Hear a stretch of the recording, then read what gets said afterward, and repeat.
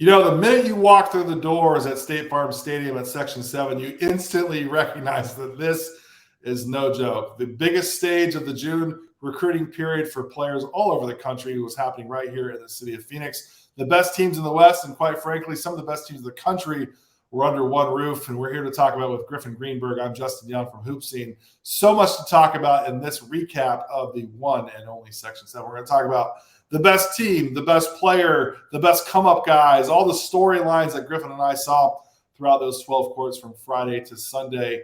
Man, Griffin, our talking sheet, our talking points is so long that this might go down as the longest podcast we've ever done in HoopSeen history. Is it okay? It might. It could go on and on just because this is such a loaded event yearly, and this year didn't disappoint at all.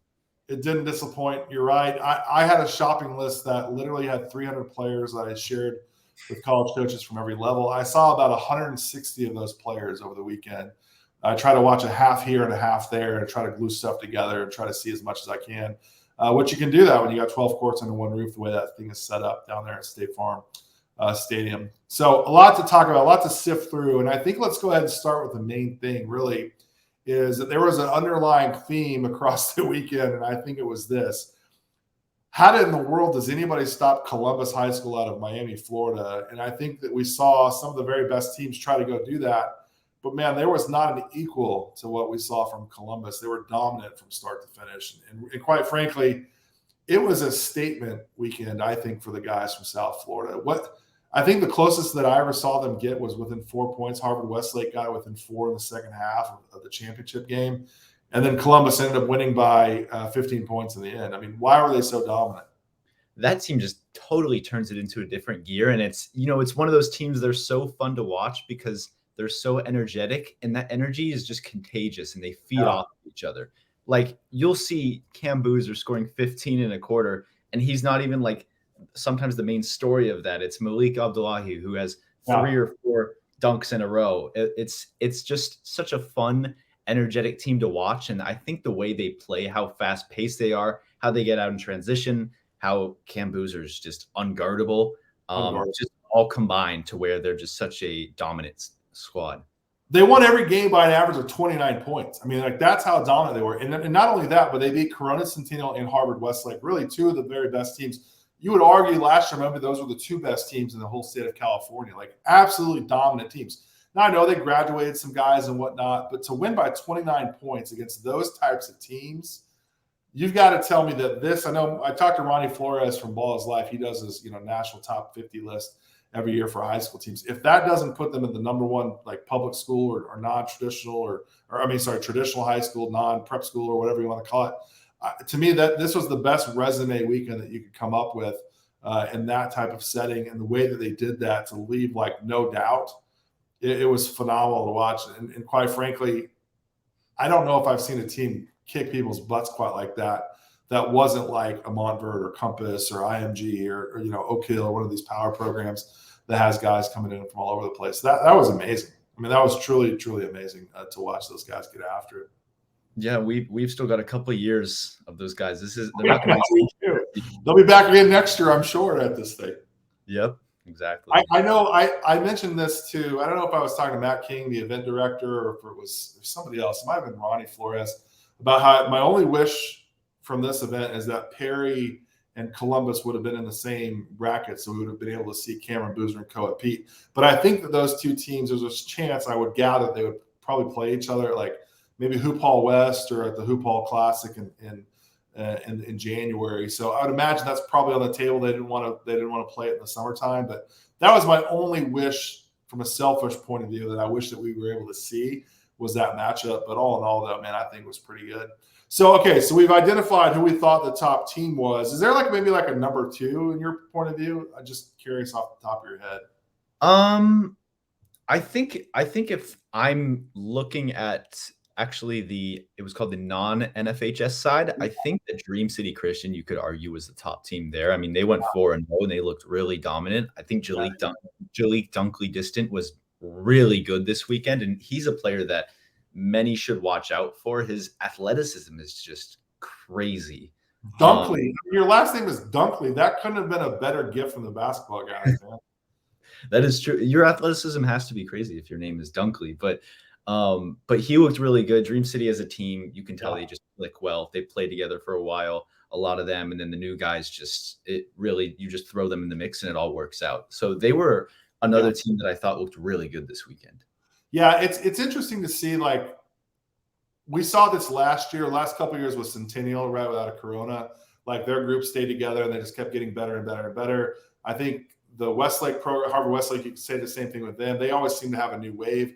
I thought St. John Bosco was kind of reminding me of what I saw from Corona Centennial over the last couple of years with the young guys that they have. We're going to talk about them a little bit more here on the show. But St. John Bosco, to me, like, if they were on the schedule, and I think they were like, yeah, they're the 8 a.m. game on Saturday morning, which that's a pretty easy thing to get excited for at that hour of the morning to go watch them go play. They also went 4-0. I think they're going to have a great season in the state of California based on what I saw from them over the course of the weekend. So certainly was fun to watch those guys get after it. All right, so we talked about some of the best teams. I mean, we could talk about teams forever. There was plenty of them to watch and plenty of them to take in. But really, I think the best team also probably has the best player. But here's the real question. Here, to me, this is the question.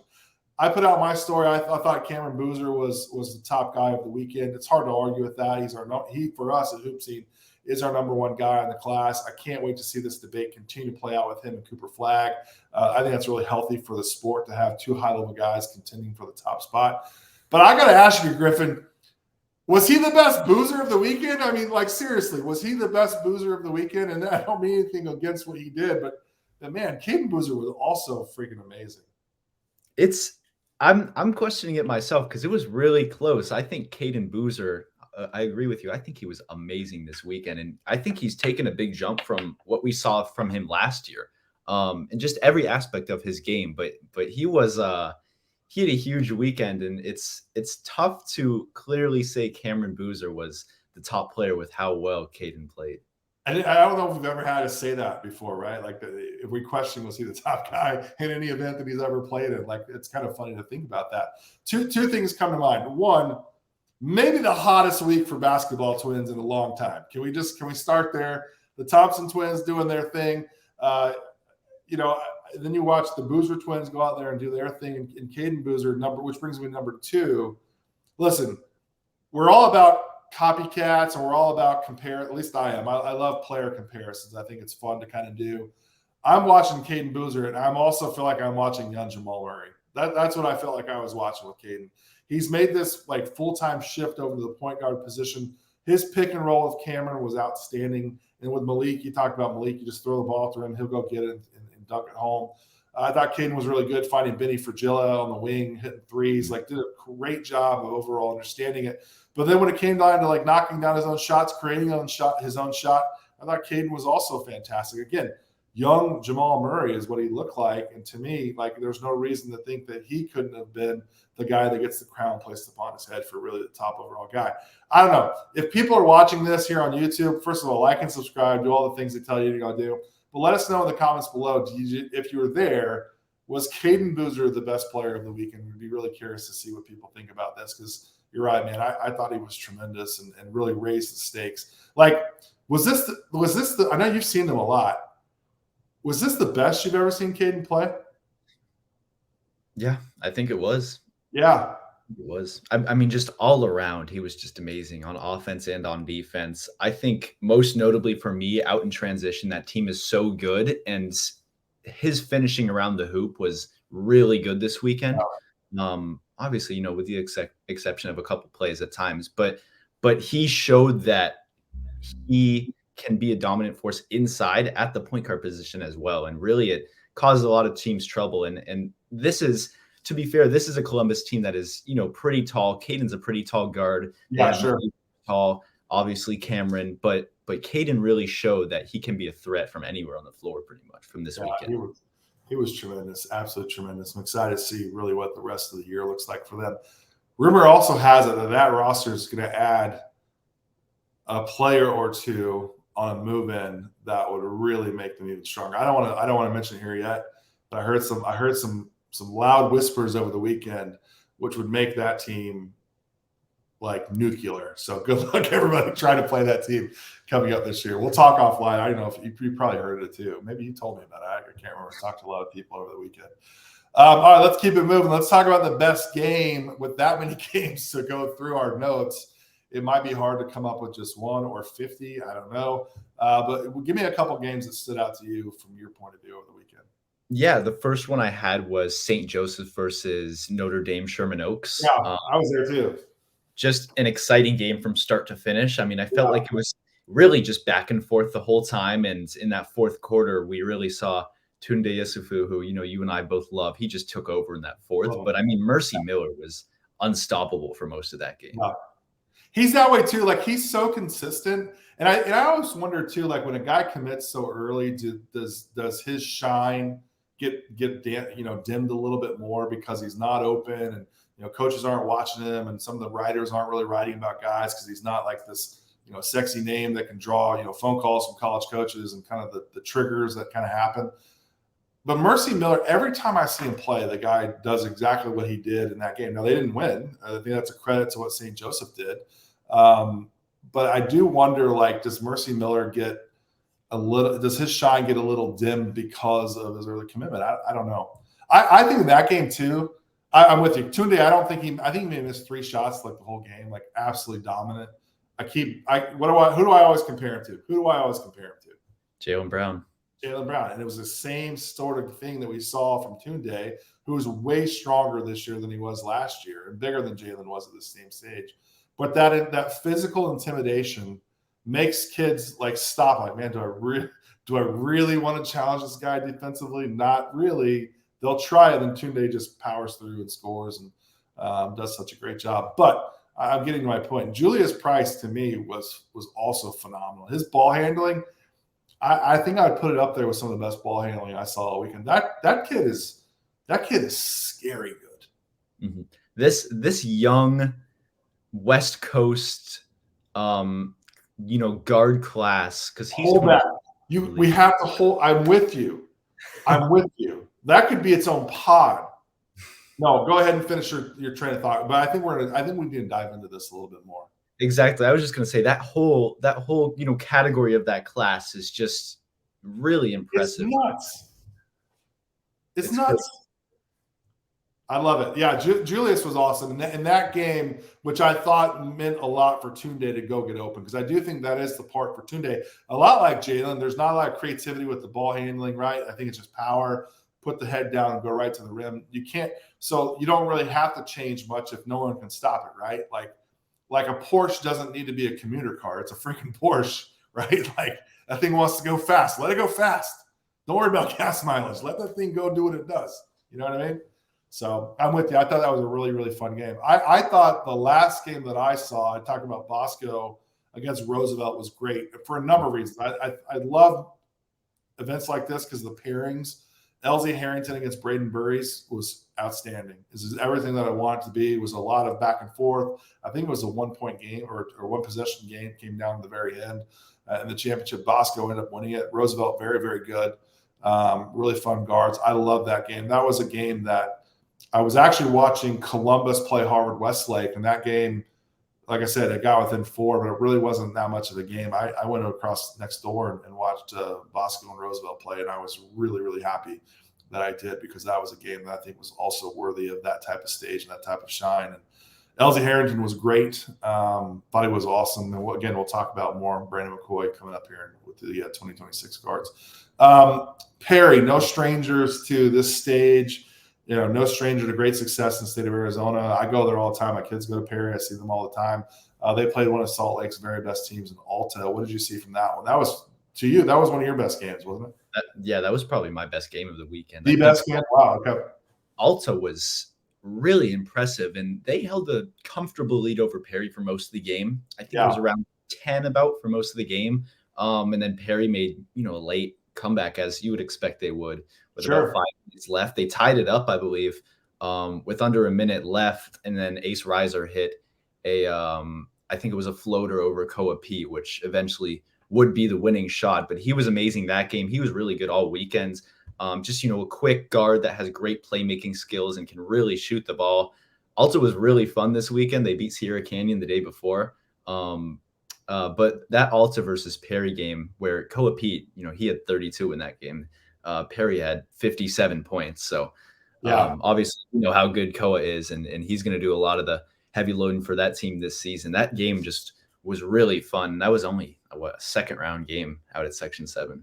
I know the second round, there was a moment there where like I just stood in the middle of four courts and just turned like a clock. You know what I mean? Like I just if it was a dead ball or free throw, I just turned to the next court and just saw something great. Also, by the way, Ace Riser, another elite basketball game or basketball name, excuse me. Ace Riser, yeah. Dunkley, like tremendous. You're finding all the gems, man. I like all the let's talk about the best statement. I think there were a lot of good statements. We talked about Caden Boozer, but we've known about him. And we've also known about some other guys. But I feel like there are a couple of guys that were going into this we knew about. We knew that they were good, but now I think we can add very good or even great in front of their name. I thought, I'll start here. I thought Caden House was one of those guys from Desert Mountain right here. Son of Eddie House, a class of 2026 guy. Again, there's a theme happening, right? These 2026 guards happening. Listen, the kid scored like 26 points a game. They had a tremendous season. I think they won like 28 games or something like that, 26 games last season. But Caden House, to me, I thought he was the best guy that I saw on, was that Friday night, Saturday?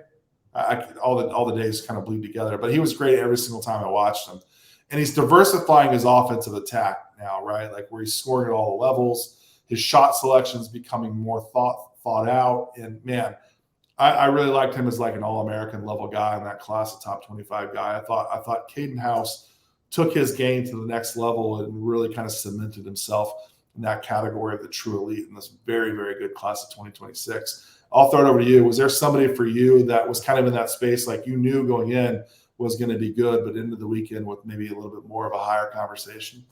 Yeah, I'd say for me, definitely Sammy Yene of AZ Compass. I mean, you know, first time we've seen preps at Section 7, and really there was just a lot of exciting basketball. We know what a lot of those schools bring, especially the local Arizona ones with AZ Compass and Bella Vista and Dream City Christian. But I mean, Sammy went up against 4-star Makan Diouf, and I don't know if you saw that game, Justin. One of the main courts, I believe it was Saturday night, but that was just exciting all around. That's a game Victorious Miller played as well. He had 27 points. I think that game he was really good. But just all weekend, Sammy was just punishing you know, bigger defenders with his shot making. He has a nice quick handle, which he uses. And you know, he's about 6'7", 6'8", 6'9", and he's built. So you wouldn't expect that just with the eye looking at a player like him. But I mean, in that last game of the weekend, he hit 4 threes, dunked on someone. He gets a ton of rebounds, and he's someone that always brings it and really fuels himself with energy and talk that goes on with other players and other teams throughout the game. No one would like this segment more than our own Garrett Tucker. Garrett has been swinging the flag high in the sky of Sammy Yene for as long as I can remember. And I'm with you, man. I thought he looked like top 25 guy. Honestly, I felt like that was the kind of game that he played that as we look at this 24 class, where I feel like the narrative with that class, even still here we are at the end of June going, well, who are the top guys in this class? I don't know if we have like a cemented opinion on that yet. I feel like what Sammy Yene did over the weekend as we move into July certainly warrants some of that conversation and thought moving forward. And again, we know it's going to be a different regime at AZ Compass this year, right? Ed Gibson's now an assistant coach at San Jose State, which, by the way, was so great to see him on the other side of the court over there with the college coaches. I think he's going to be a superstar, by the way.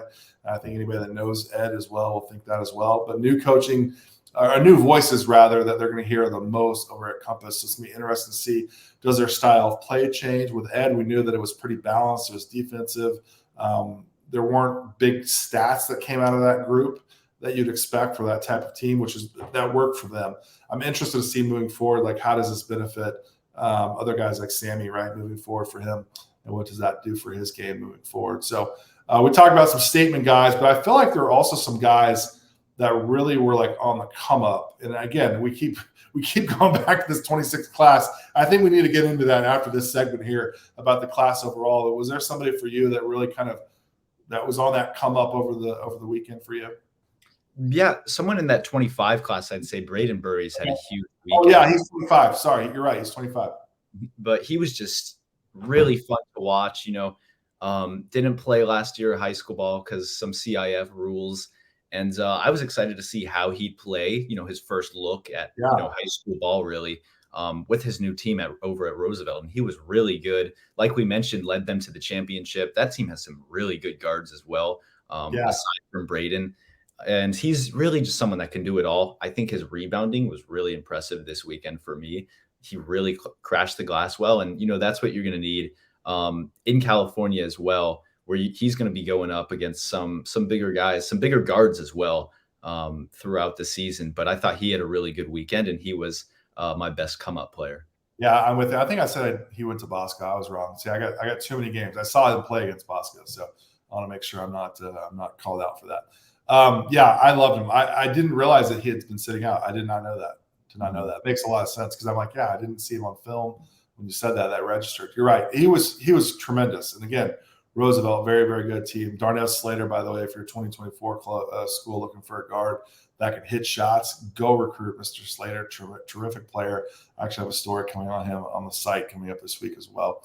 To me, the guy that really last year it was oh man, I'm totally going to draw a blank. Again, I'm old. I haven't slept very much. I have bad memory. Who's the kid from Idaho that ended up going to Virginia who I freaking loved that played here last year? Oh, I'm totally Blake Buchanan. There we go. Blake Buchanan was like the real blow-up guy last year at Section 7. This year, I think it's Jalen Hall out of New Mexico out of Los Lunas. Jalen Hall put up 35 points a game here. Got a bucket wherever he wanted to go. And he was a guy that I think every game – drew more and more coaches. I think he has now 7 divisional offers. I wouldn't be shocked by the end of the week. That probably hits 12 maybe. I mean, there were a number of teams that were out there watching them. Missouri was very involved. They were watching them. LSU is involved, and they were watching them. A host of Washington State, I think, also offered him and came out there. Saw him New Mexico State. I'm probably forgetting a couple others. But, yeah, like a tremendous, tremendous weekend for him. And I thought he was a guy that really put himself in the conversation. Probably a top 75 guy, to say it conservatively, for that class of 2025. Maybe better. I don't know yet. I haven't got into the list yet to figure out and compare him to other shooting guards. But I thought Jalen Holland made a statement that said, hey, what's up? I'm here. I'm on the come up. I'm a guy that you're going to want to know. Had a pretty good brief conversation with him, and I can see him being a player that coaches really look forward to talking to and recruiting. 35 points a game. They went 1-3. So, I mean, I think that is something you have to kind of consider, right? Like, he's going to get some points. But they played some really, really tough teams, and I thought Jalen Holland did what you want to do on a stage like that. All right, we've teased it enough, Griffin. We've talked about it. We've teased it. I put the brake on you. Let's talk about this 26 class, dude. Like, this class, 24, let's be honest, 24 leaves a little to be desired. I think there's a lot of depth in that class, but I don't know if there's like Scoot Henderson or Brandon Miller. I don't know what like the superstar power is in that class. Mm-hmm. I think 26, when we look at it, is superstar heavy and also deep with guys. Definitely. It's so loaded, and it's not just at the guard position like we mentioned. It's pretty much all over right now. And obviously you're going to have a lot of players who grow, like for example, I'm sure we're considering, Cam Holmes as a guard forward, but his brother's like a 7-footer, so he should grow as well. Sure. And you'll have, I'm sure Brandon McCoy will grow as well, which really should only help him with how he plays too. But this class just so far, what we've seen from this class, it's just been really fun to watch, and they're competing with the best in 2024 right now. So you brought up Brandon McCoy. He was my favorite guard outside of probably Caden Boozer the whole weekend. Brandon McCoy, every time I've seen him, delivers in a way that makes me love basketball. And what I mean by that is he knows how to play without overthinking it. It's very natural to him. I'm with you. He looks so much bigger even from like the springtime when I saw him. And his shot making, I mean, I don't want to be hyperbolic. I really don't. And I'm also super biased because I watch the Suns a lot. But there's a lot of familiarity there with Devin Booker to what I see with Brandon McCoy, honestly. Like, so easy. And he's a dude. I mean, he is a freaking dude that can just go out there and go get a bucket. To me, This class is really good. I don't want to be like definitive in this, but if he's a top 5 guy for us in this class of 26 nationally, don't be surprised. Like, don't be surprised. I think he's got that type of ability. And if anybody ever want to walk back a ranking, I guarantee they want to walk back Devin Booker's ranking, right? Mm-hmm. So like, let's get it right with Brandon McCoy. You know what I mean? Like, let's just do it right now. Let's just stop messing around. Let's get it right here. But let me ask you, like, how close is the gap with Caden House? Like to me, I was thinking about this on one of my draft homes. Like, I feel like in the West that Brandon McCoy and Caden House are, I think, on that top tier category for the West for 26, at least from what I saw at Section 7. You can make an argument for anybody else right now if you really want to, or are you comfortable with those two guys kind of being like that upper echelon tier for this class? I'd agree. I think for me, they're really in obviously one of those upper tiers. I'd say for the class overall, AJ Javonte is just on another level right now. Sure. So he's up there too. Do you consider him a guard? Do you consider him a guard? No, but I'm just saying. Overall. Yeah. Sorry, I meant more like on the guard level, particularly in the West. Mm-hmm. Yeah, I mean, filters on that one. I'd say those two are right up there together. I want to give the edge to McCoy, and then I see House play, and he just impresses me even more. So it's tough to say really who's better right now. I'm gonna go with McCoy just because I'm a Booker guy, right? Like I'm gonna stay there. But I feel like those two guys make it pretty easy to go, okay, that's our barometer for everybody else. So here's my next tier, okay? Here's my next tier. And feel free to like add anybody or tell me I'm wrong or I forgot somebody. I really thought Julius Price was tremendous. I put him in this conversation. I thought Dean Ruckert, I want to talk about him for a second, from Tempe up in Provo, Utah, was outstanding. He put up like I don't know what the total was, like 40 plus points. They were playing Campbell Hall with Bryce James, kind of a back and forth game. Dean was awesome. Last play of the game, they're down 3. One of their guys fouls out for Tempe. He goes to the bench. He puts in this kid. Forgive me, I don't know your name. I should know your name because you hit the biggest shot probably of your team's entire weekend. Corner 3, wide open, great left-handed pass from Dean Ruckert against Bryce James and Campbell Hall. Buzzer beater, ball game, awesome. But Dean Ruckert, in a game where he goes for over 40, makes the right pass at the right time. Dean Ruckert's been killing people all spring and even going into the summer. I think he's a guy that's going to be there. I thought Mason McGee from Basha High School here in Arizona was really, really fun to watch. Absolutely go out there and get a bucket. I thought Slim Rogers was awesome from Corona Centennial. Like Slim Rogers, by the way, you know when you hear people say, oh, he's got the it, like there's an it factor to him. Slim Rogers has a Hollywood smile, like legitimate, like could be cast for like some movie. Like there's an it factor to him that's a little different than most guys. I'm really excited to see where he takes it. I'm gonna give you one more. Did you see, oh man.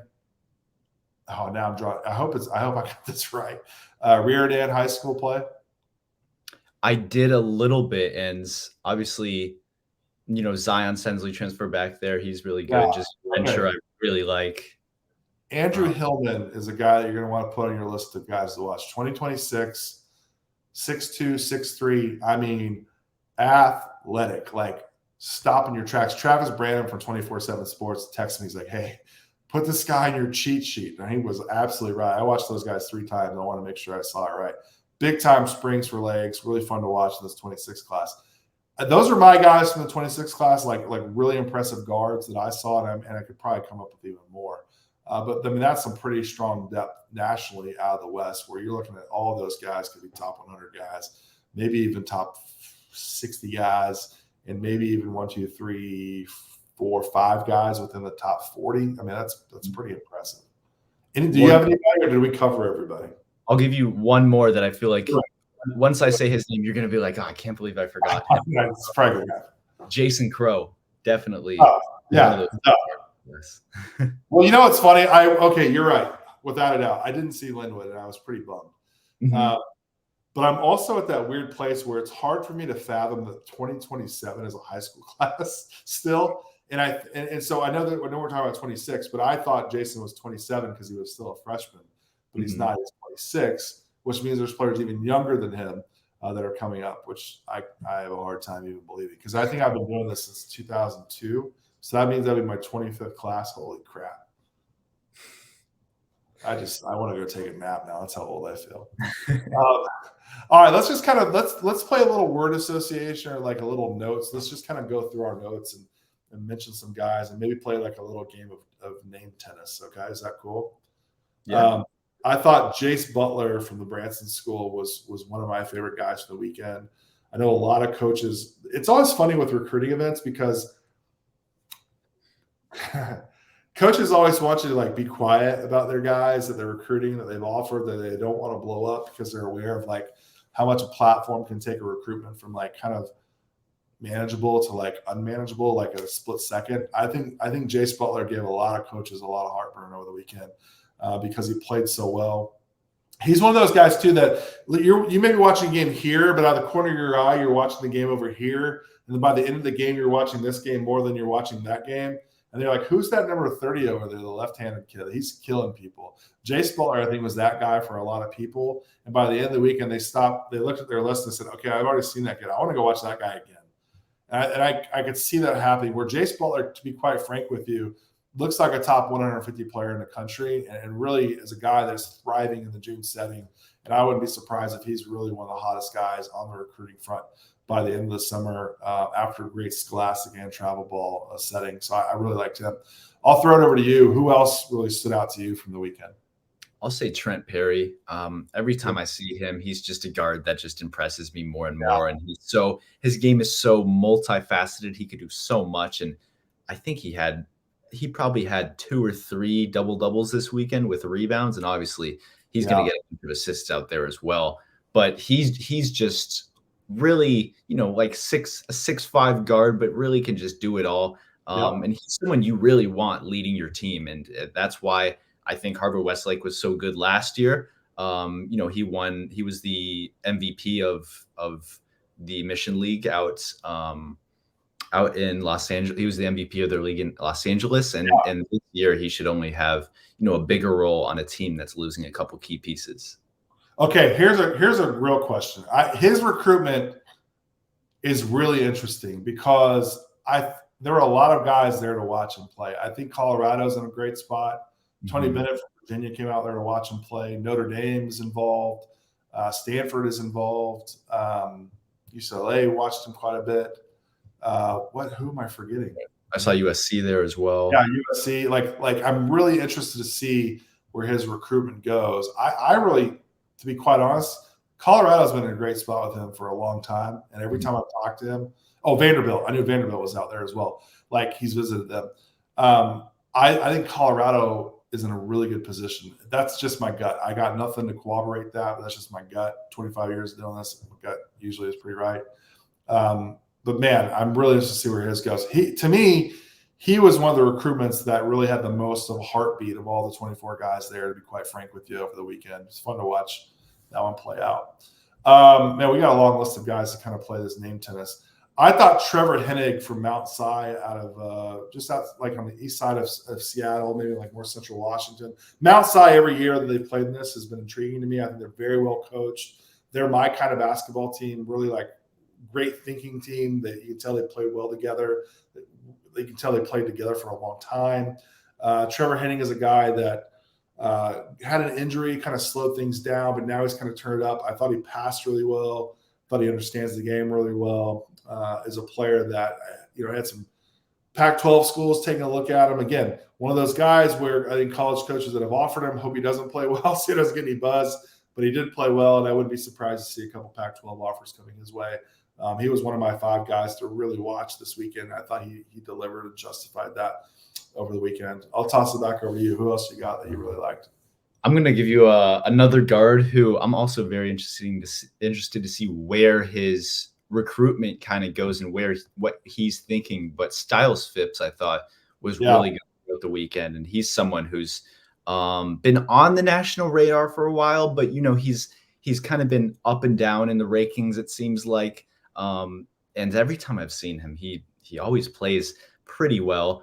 And I think that this weekend he looked really good. I will say, though, Windward has a really good team, and Styles, Phipps, and St. Mary's ended up falling to Windward, I believe, in their championship. Yeah. But that Windward team is really good. It makes for an interesting outlook on LA and California basketball as a whole, I think, for this season. But Styles, Phipps, Yeah, and Styles is the bucket. I mean, like he's just wired to score. I mean, like that's kind of how it is. He plays fast.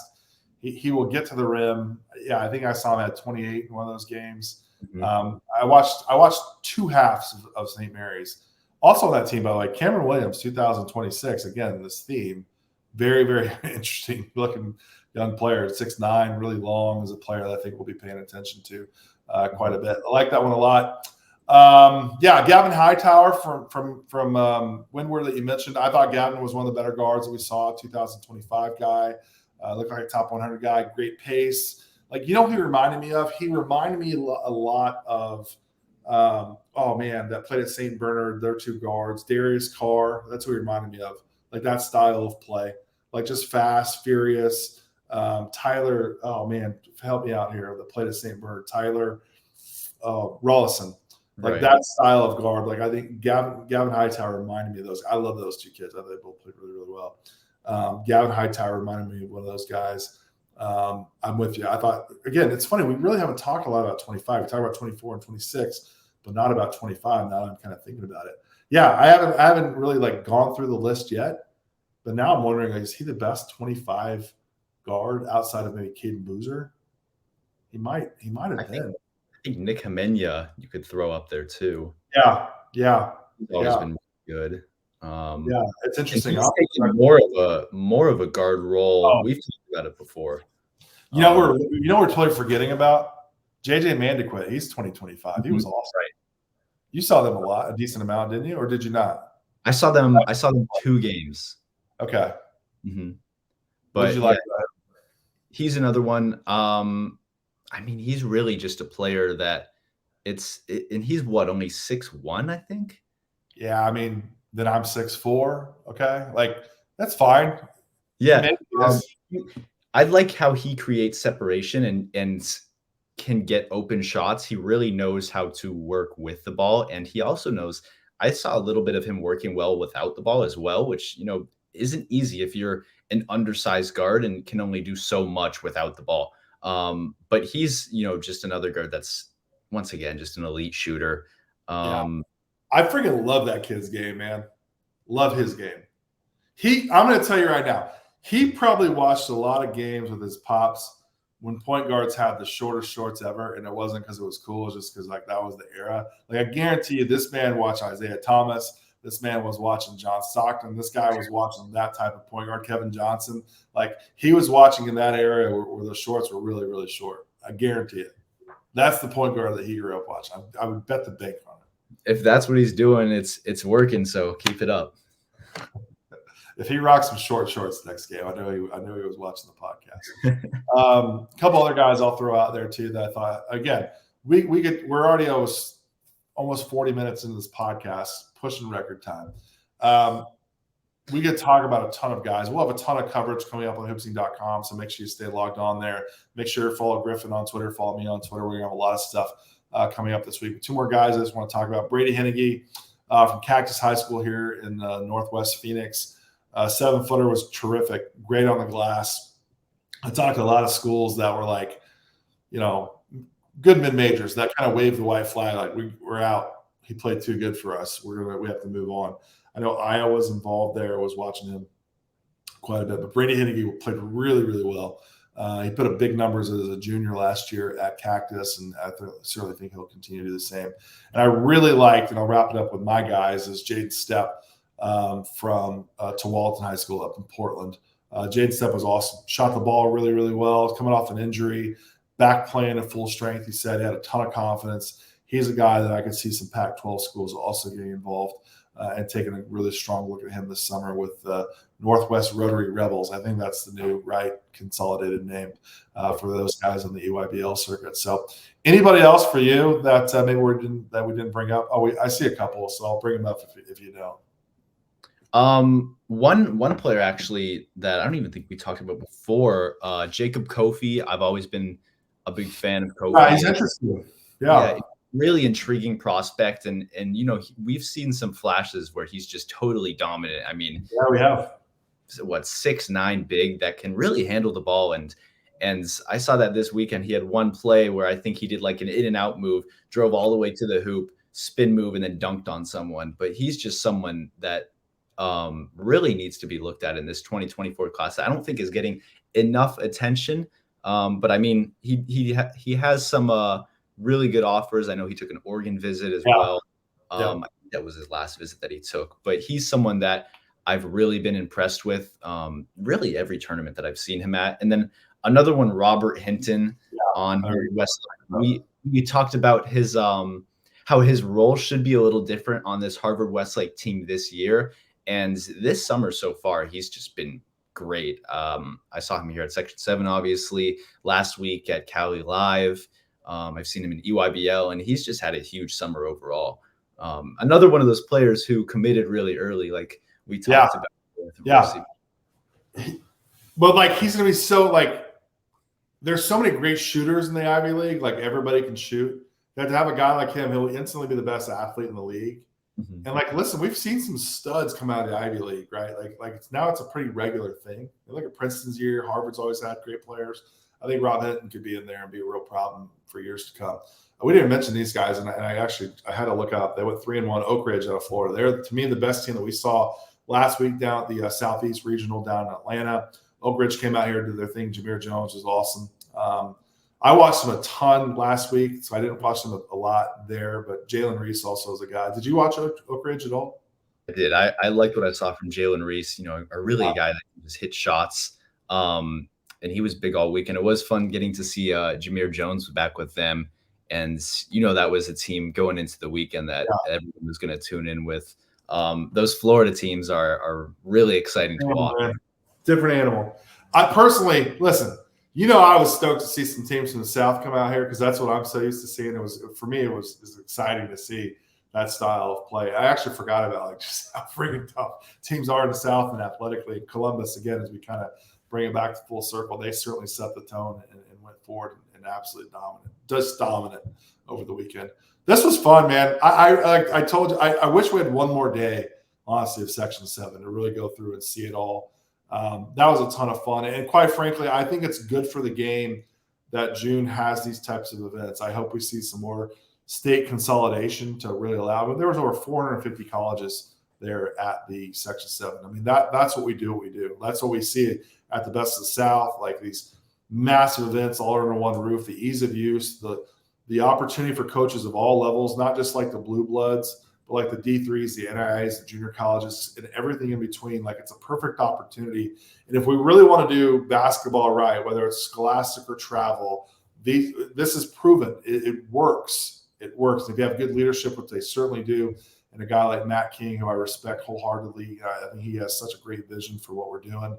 I think it compounds really well for what we do with like Best of the South and really putting people in position where college coaches can go and come and watch. And I think that's what we certainly saw. And that to me was really the most important thing of the weekend. So, Griff, this was fun, man. Again, we could go on and on and on and on. We're going to have tons of coverage coming up. But, man, I appreciate the insight. And it was good to not see you, if that makes sense, at Section 7. That just means we were so busy and watching as much as we can. I'd be interested to see how many total games that we watch combined over the weekend. It'd be kind of cool to see. That'd be an interesting number. Next year we should log it and then have a contest against each other. All right, I think it's time to take a nap now. I think that's where we're at. We needed a little bit of a reprieve, so we can do it all over again coming up this week. So, Griff, appreciate the insight. We'll see you next time. Thank you.